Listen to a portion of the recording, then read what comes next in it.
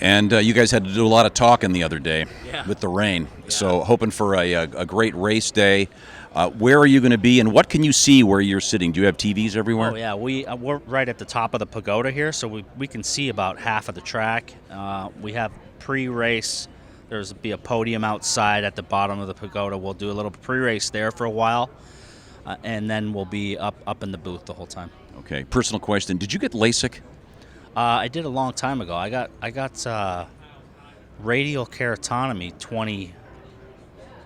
Because I remember the years ago, transition 25 when, years because you were the ago. guy with glasses, you and Bobby Rahal. 95, I had radial keratotomy, and then my left eye kept slipping back, and then when the whole LASIK thing started, I couldn't do it for a long time because I had they put little nicks in your eye to reshape your cornea because I have some scar tissue there. But then I came across a doctor in about 2006, and they did the laser right over the cornea, and it was about a 4 or 5 day kind of painful. Felt like I had a lot of sand in my eyes for about 4 or 5 days. But then now my vision's 20/20. But my problem now is I can't read my phone. I need readers to read my phone.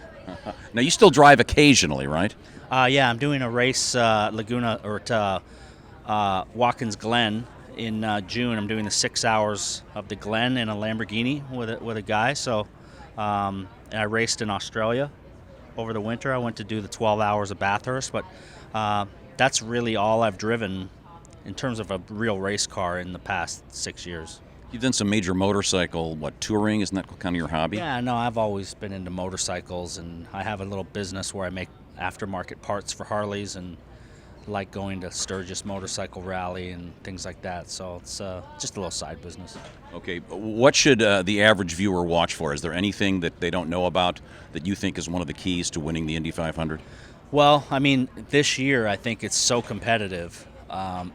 Never before have we seen it this difficult to get into the field. We haven't had bumping in many years, and this year's bumping was absolutely extraordinary to see Fernando Alonso go home, and it was mind-blowing.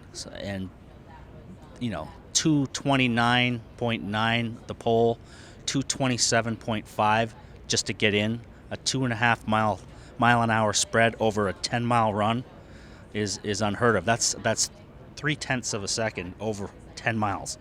So it's amazing. The IndyCar series now is so competitive. It's just mind-blowing. Do you want to pick a winner? Well, right now, the way it looks, the momentum Pagenaud has, I mean, on the pole, wins the GP, fastest in the final practice. He's on a huge wave right now of momentum. But having watched practice, Dixon's really good. His car's really good.